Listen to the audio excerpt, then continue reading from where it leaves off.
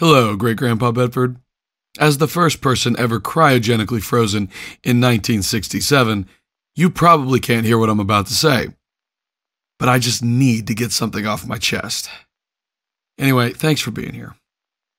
I've been thinking a lot lately about my time in Oxford. I love to look at the pictures so I can relive falling in love with it. I never lived anywhere else that suited me better. The endless number of people to philosophize with, the countless places designed for that, people from every country, food from every country, and above all, the bottomless lectures one might consume. I was part of the Oxford Union. As such, I had access to a horde of visiting speakers ranging from Mark Cuban to John Kerry, Al Sharpton to Pamela Anderson, Jordan Peterson to Peter Griffin. Needless to say, a wide variety of celebrities have found in their mailbox an invitation from the Oxford Union. As was my custom on Friday nights, I was in line to hear from such a celebrity. And Grandpa Bedford, this was not just a celebrity. On this Friday night, I found myself waiting in line for the most prominent speaker the Oxford Union had ever landed. During the first term of my second year, the speaker was God. How had they done this, you ask? Well, the story is as astonishing as the reality. One fall afternoon, a shining metallic spaceship landed across from Salisbury Cathedral. The Bishop of Salisbury was in America engaging in a protest and thus was not at his bishopric when the spacecraft arrived. The ship did not move for 72 hours. News, police, military, you name it, were all on the scene, giving the ship round-the-clock attention.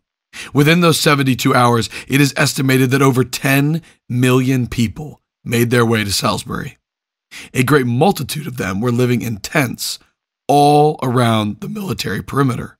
The migration was so intense that Salisbury's mayor asked the army to reduce the tent city. Unexpectedly, the tent city went up as the tents went down, because the tent dwellers were intent on remaining in tents. That is, until a tank accidentally destroyed Salisbury Cathedral. An M1 Abram moved through the crowd to point its barrel at the extraterrestrial vessel and was forced to veer suddenly for a tank to narrowly avoid crushing a couple taking a selfie. With the dread of a man waiting for water to overflow a toilet, the world watched this armored cannon crawl into a 13th century masterpiece and bring it down. Miraculously, Grandpa Bedford, no one was killed in the accident, though a few were injured. However, one thing did die: the faith of the bishop, who was quoted afterwards saying, "If there were a God, he would have preserved my cathedral." As one might imagine, some dozens more oddities and injuries took place around this flying machine. But after 72 hours, an administrative voice came from the ship exclaiming, "Hello, I come transporting God, and he has come to speak to you. He will only speak at Oxford University and only as a speaker invited by the Oxford Union. Please send forward a representative from Oxford with credentials so that we can negotiate the details." Within 2 weeks, hundreds of Oxford and military personnel had approached the ship and negotiated God's appearance at the Oxford Union. There was pandemonium across the planet. It was on every screen, every minute of every day. And I know what you're thinking. How was I one of the people who attended the globally anticipated lecture given by God? Well, Grandpa Bedford, my dream was to attend Oxford University. And when I graduated high school here in America, my dream came true. But none of this explains how I was among the elites attending this event. The answer is dumb luck. As you can imagine, tickets for this event were priced in the millions of dollars, even the cheap seats. Seats at the front were purchased by governments for their heads of state, and each seat went for roughly $1 billion. Jeff Bezos alone was the only non-head of state at the front. He was reportedly there to advise the American president. Bezos secured his seat next to the VP by donating a measly $2 billion tax-deductible dollars to the president's next campaign. This massive influx of money allowed Oxford University to build a stadium for the event. Oxford elected to build the stadium on a section of the vast tracts of land owned by St. John's College. The stadium was not massive, seating only 30,000 people. Oxford argued that since they would need to use the stadium after the event, they would not build something more extensive. This was mocked furiously by Cambridge. Qatar Airways ponied up £20 million for naming rights. Despite the modest size, Qatar Airways Arena was state-of-the-art. Heated cushions, touchscreen desks, cup holders, refrigerators, headsets for translation were all built into the seats. Several Michelin star restaurants supplied the stadium food. Macallan was contracted to the tune of millions to provide their unconscionable 100 rare whiskey in casks stationed throughout. Magnificent artwork and sculptures lined the walls and walkways. Truly a spectacle. Equally astonishing is that it took a mere month to build. Multiple corporations and governments worked around the clock to create what would be a 1 million square foot golden dome. At any rate, how did I get there? Well, the Oxford Union was gifted by Oxford University and the UK government 10 free tickets among the cheap seats. How were they to distribute the tickets? Well, each member of Oxford University was given the opportunity to pay £300 and enter a lottery to hear God. As you can imagine, everyone who could find the money entered, including me. And I won. I read the email confirmation 100 times. Upon the 101st read, I began to weep. I wept until my tears short-circuited my keyboard. I called my parents. I made a TikTok. I got wasted. I will never forget that day. So, there I was, standing in a large glass vestibule behind Bill Gates' armed guard, waiting to get in. The first floor atrium was a metropolis of sculptures. I was blown away both by the classical artwork and the modern masterpieces brought in for the event. Given most prominent position was Michelangelo's David and Marcel Duchamp's Fountain, and across from them, Jeff Koons' Balloon Dog. After my first escalator ride, I lost Bill and found myself standing with the other winners of the Oxford raffle. We stuck together, filming every second as we squeezed around people from all over the world surveying the stadium. In the fastest 2 hours of my life, we saw as much as we could see, secured beverages, and got to our seats. There were several members of the press all around us, in addition to the winners of the USA raffle. A choir was performing as everyone waited for God. The Pope's choir was singing, and several other religious choirs waited in line. After about the 5th choir, I was done with my drinks and I started looking around for my program. After the 11th choir performance, it was announced that God had entered the building. The place was silent as he took the stage. I had brought binoculars and was looking through them. He had to be 7 feet tall or larger, with gigantic muscles. He looked like something out of a comic book. He was and still is the most attractive man I have ever seen. When he got to the stage, he was directed to sit down. The God-man complied, and then several heads of state came to the microphone to welcome him. After the 11th head of state finished speaking, a woman named Ursula from Germany motioned to the God-man. It was finally time. As he strolled up to the mic, cameras flashed and videos rolled. Every celebrity was live streaming. Every student was texting. And I was trying to take a selfie where you could see God in the picture beside my face, but God was too small to see. I was determined to get a decent shot, and after he had been talking for about 20 minutes, I succeeded. I applied the perfect filter to the perfect picture and uploaded it to my relevant social media platforms. Finally, after making sure my followers had been taken care of, I could settle in and listen to this legendary speaker. He talked about how he was a good God. He talked a lot about that. He also talked about how he loved people. It was like the best political campaign commercial ever. We were all very impressed. I started talking with those seated next to me about how crazy it was that we were here, and we all agreed this was definitely something we were going to tell our grandkids about one day. Suddenly, the 42 ounces of iced coffee I drank during the choir performances hit me hard. So I got up to use the restroom. On my way back, I grabbed a duck pizza from Osteria Francescana. The price was ridiculous, but this was probably the only chance I was ever going to have to try this restaurant. So I paid for it. When I sat back down, God was wrapping up. He said, "To all of humanity, know that I care about you.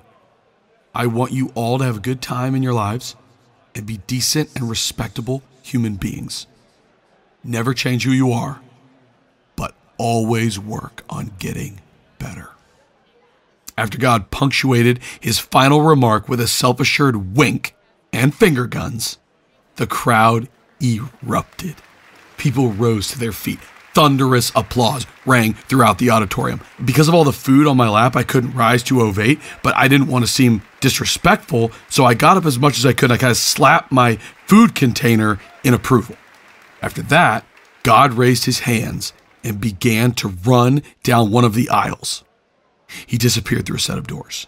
People began to stop clapping, thinking the show was over, when suddenly God emerged again, running up a different aisle and then down another one. People clapped again and more vigorously as God turned to run up a fourth aisle. He raised his hands to give people high fives and then got back on the stage and yelled, "I love you, Oxford." Some people began to weep. One woman fainted. He went down another aisle, this time doing cartwheels. The paramedics came to remove the fainted woman, and in the commotion, the Bishop of Salisbury, who had previously renounced his faith, came up to the mic and said in a loud, triumphant voice, "God has been here." As armed guards removed the bishop, God began to fly.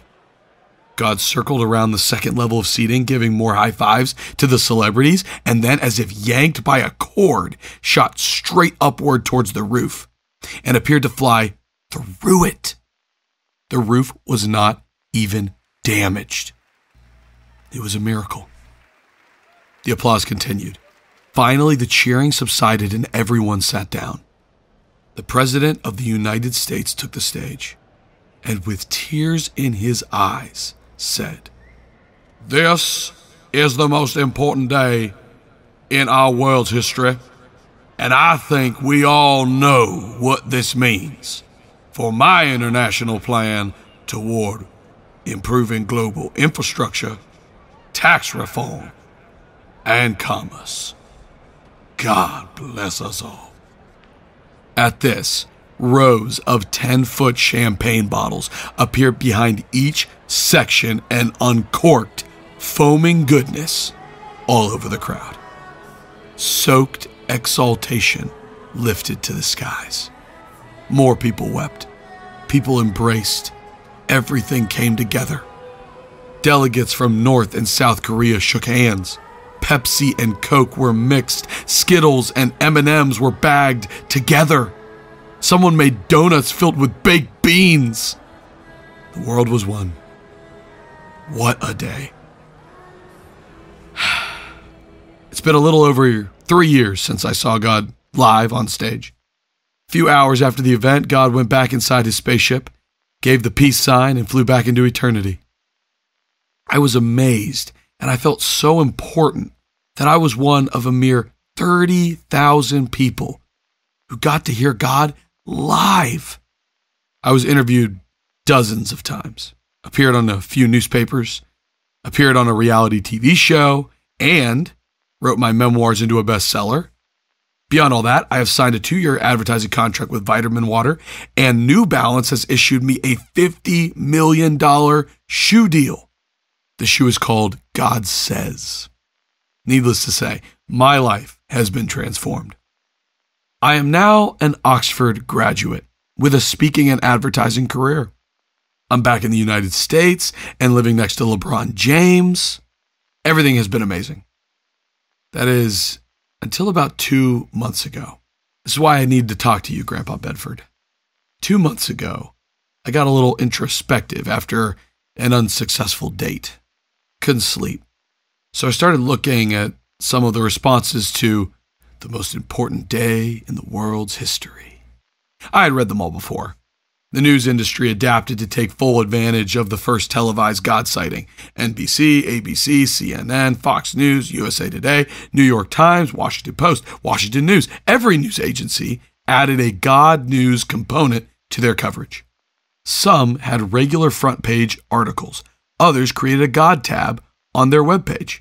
And the major stations added an entire department to their newsroom, including investigative journalists.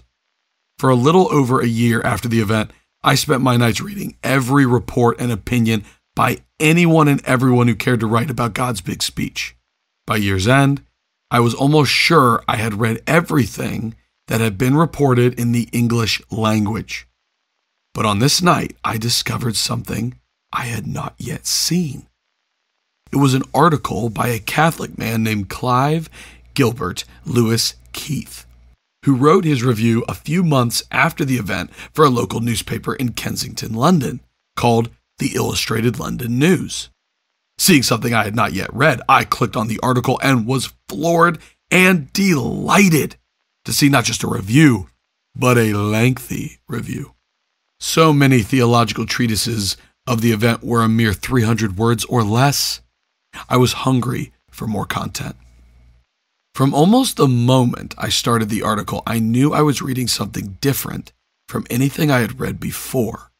For starters, the man's vocabulary was on a different level, and for finishers, he had the coldest take I had ever read about God. Or at least, that's what I thought at first. I knew he was wrong, and it was infuriating as I sat in my bed and I tried to sleep. But my brain would not turn off. I was fuming. I decided to go back and reread it to create a rebuttal media campaign. And it was during the second, slower read that I started to become worried about what this man was saying. I had never heard anyone talk with such irreverence towards God, and thought this especially odd from a person spending his life studying God. Mr. Keith had not been there on the day God arrived, but he had read the transcript of what God said. I will not reproduce the whole paper here, but what Mr. Keith argued was that the one whom the majority of humanity called God was perhaps too familiar and too different to be who we believed him to be. One section is worth reading to you in its entirety. This tall, handsome, polite man, introduced to us as the Almighty, has said many flattering things about himself and about us. But has he proved them? He has said that he is good. But to whom has he shown this goodness? He has said that he loves us. But what does he mean by this phrase? Some people say that they love their families, and others love their food. How is God using this word when he says it to us?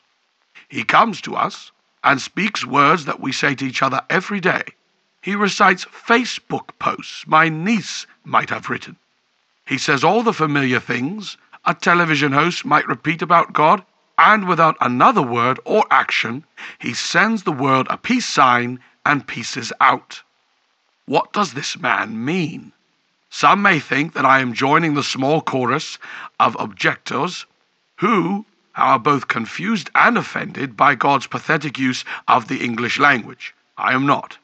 Some may think I hate that his style has been embraced at the popular level. On the contrary, it is one of the few things about this deity I find appealing.